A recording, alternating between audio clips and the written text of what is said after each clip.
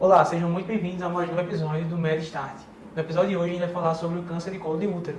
O seu diagnóstico, os principais sintomas, será que tem sintoma? Como que a gente vai fazer para descobrir se fazer o diagnóstico precoce, o que é os pontos mais relevantes. Tudo isso a gente vai ver no episódio de hoje. A gente trouxe como convidada hoje a doutora Aline, que está vindo pela segunda vez no podcast.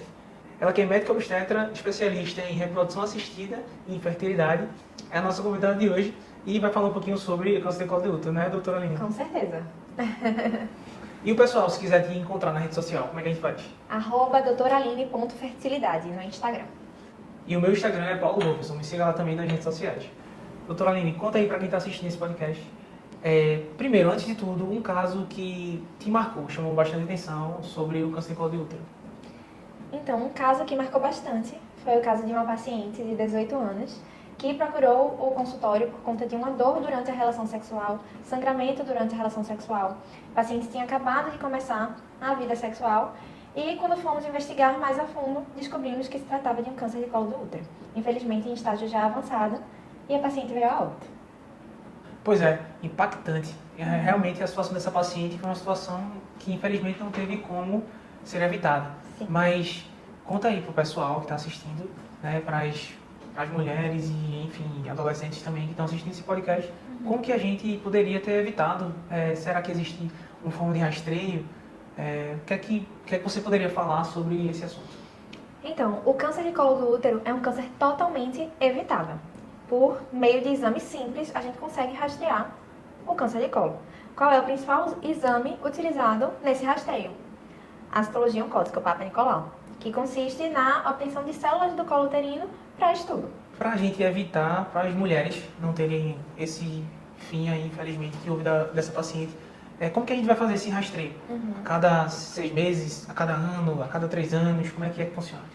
Então, esse tema é até um pouco polêmico, porque o Ministério da Saúde recomenda que esse rastreio seja feito em caso de 2 exames, com a diferença de 6 meses ou 1 ano de resultado negativo, que rastreia apenas com 3 anos. Mas, na nossa vivência, na minha vivência, inclusive, falando a respeito desse caso, né, de uma paciente de 18 anos, eu preconizo que a paciente começou o vida sexual, comece a fazer o Papa Nicolau.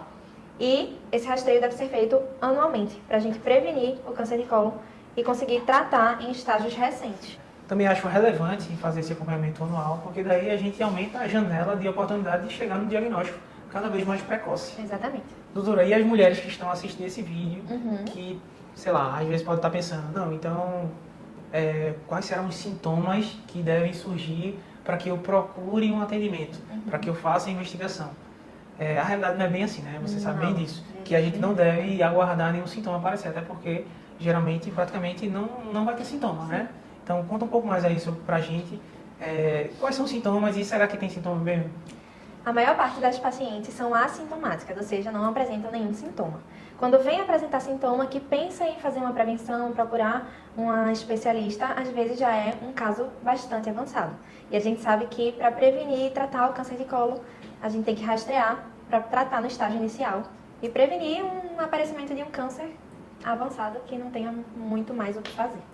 Geralmente o sintoma pode ser um sintoma assim, um sangramento, que pode ser Isso. confundido até com a menstruação. Pode sim. Muitas pacientes não vão apresentar praticamente nada. O possível apresentar um sintoma de massa, assim, compressão de alguma coisa, Já já é uma está doença muito bastante avançada. avançada. Então, não esperem para fazer o diagnóstico nesse estágio. Faça um rastreio, procure um profissional da sua confiança, para que você, por exemplo, faça anualmente esse acompanhamento. Isso mesmo. E o tal do HPV, que já tem muitas campanhas, o pessoal de casa aí já deve ter ouvido falar que tem uma vacina, que tem relação com câncer. E aí? Toda mulher que tem câncer de colo de útero tem HPV.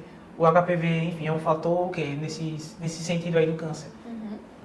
Então, o câncer de colo, ele aparece por conta de uma lesão persistente do vírus HPV oncogênico. Existem alguns tipos de vírus HPV, alguns deles não são oncogênicos, e aí não necessariamente a paciente que tem um HPV vai desenvolver um câncer, mas existem 12 tipos de HPV oncogênicos, sendo os principais o 16 e o 18, e que as vacinas estão aí para prevenir infecções por estes vírus. O SUS oferece a vacina para HPV em pacientes de 9 a 14 anos, porém a vacina do SUS ela é quadrivalente, ou seja, pega 4 tipos de HPV. enquanto as vacinas particulares, elas são monovalentes, pegam 9 tipos de HPV oncogênico. Além da questão da vacina, que a gente já sabe que é um método muito eficaz de prevenção. Existe algum, por exemplo, o uso de preservativo masculino e preservativo feminino pode proteger a mulher de se infectar com HPV? Sim, com certeza. A gente avisa, para as pacientes em idade fértil que usem sempre preservativo, porque ajuda a prevenir uma infecção pelo vírus do HPV. O preservativo masculino não garante uma segurança completa porque ainda tem contato de mucosa com mucosa. Já o preservativo feminino, por abranger a região da vulva, ainda garante uma segurança mais eficaz. Com relação aos métodos de tratamento, de uma forma resumida, assim, quais são as principais formas de tratamento para o câncer de colo de útero? Então, a gente, descobrindo lesões precursoras ou, por exemplo, formas iniciais de um carcinoma, a gente tem diversos tipos de tratamento, desde os menos invasivos, que podem ser feitos ambulatoriamente, ou seja, no consultório, às vezes só com anestesia local, como a exérese da zona de transformação, que consiste em tirar um pedacinho do útero onde tem a lesão. Tem a conização, que é retirar um pedaço maior do colo do útero, fica no formatinho de um cone.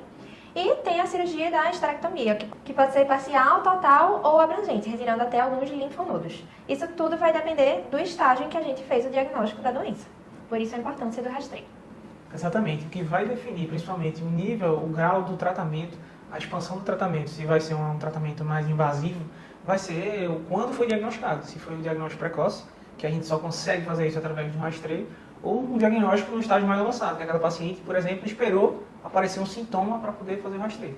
Então a gente não deve, as mulheres não devem esperar aparecer sintomas para fazer o rastreio. Se você sair desse podcast aqui com essa informação na cabeça, de que não deve se esperar os sintomas para buscar fazer o rastreio, isso aqui já valeu esse podcast. É a informação mais importante que a gente está trazendo aqui hoje, talvez seja essa, a questão do rastreio precoce para o câncer de colo de útero. Isso mesmo. Doutora, toda paciente que tem um diagnóstico de câncer de colo de útero, ela vai precisar fazer radioquimioterapia? Não. Pacientes com doença localizada, na maioria das vezes, não precisa fazer radioquimioterapia. Mas pacientes que descobrimos a doença em estágios mais avançados, às vezes precisam de quimioterapia e radioterapia. Viu-se até que a combinação das duas teve um efeito melhor numa possível progressão ou num novo aparecimento da doença. E como que, por exemplo, tem uma paciente aqui que nunca fez, está assistindo aqui esse podcast, e nunca fez um rastreio, nunca fez um Papa Nicolau, por exemplo. Como que ela pode fazer com você, por exemplo, marcar uma consulta, acessar? Marca uma consulta com a gente. Lá na Rede AMA a gente faz a prevenção. É só importante não estar menstruada e não ter feito uso de pomadas ou ter tido relação sexual nos 3 dias anteriores ao exame. Na tua opinião, assim, qual a importância das campanhas de vacinação contra o HPV, campanha de rastreio do câncer de colo de útero, de endometriose, que foi o tema de outro podcast também. Você acha, assim, a relevância dessas campanhas? Eu acho que são 100% relevantes. Que é dessa forma que as pacientes têm conhecimento, têm informação para correrem atrás de fazer seus exames preventivos anuais, na maioria dos casos, e tudo que a gente tiver que descobrir cedo, a gente vai conseguir tratar. Então, por isso, é muito importante. Inclusive, tem até pacientes que falam, faz um tempão que eu não faço minha prevenção. Por quê? Porque acha que é um exame desconfortável, tem vergonha. Mas é aquela coisa, eu sempre falo, é desconfortável, é chato, mas é o único exame, no caso do câncer de colo, que vai garantir um tratamento adequado e evitar a progressão de uma possível doença. Esse tema que a gente trouxe hoje aqui, a gente vai trazer também outros temas de outros tipos de cânceres de rastreio e tudo mais. Então, para você que tá gostando desse conteúdo, siga aí a gente nas redes sociais, MedStart. Tanto no Instagram, no YouTube, no TikTok, a gente tá em todas as redes sociais. E esse foi mais um podcast. A gente teve a honra aqui de receber pela segunda vez a doutora Aline, que trouxe vários assuntos importantes aqui. Esse, por exemplo, do tratamento, da prevenção do câncer de colo de útero, é uma coisa muito importante e leva em consideração todas as informações aqui do podcast. Eu que agradeço, foi uma honra fazer parte desse podcast e precisando, pode contar comigo. Com certeza, pode deixar.